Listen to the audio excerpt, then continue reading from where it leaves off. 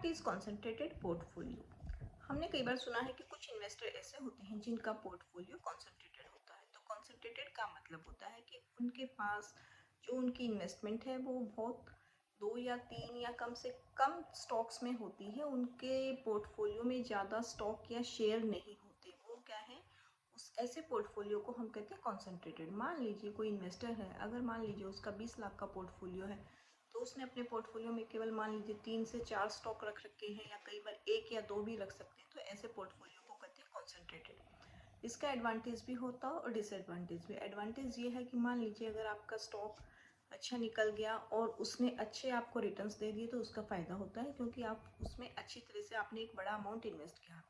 लेकिन दूसरे वे में अगर मान लीजिए आपका जो स्टॉक है उसने आपको रिटर्न नहीं दिए, तो आपको लॉस भी उठाना पड़ सकता है। तो इसीलिए किसी भी इन्वेस्टर को सोच समझ कर इन्वेस्ट करना चाहिए। Thank you for watching. Please do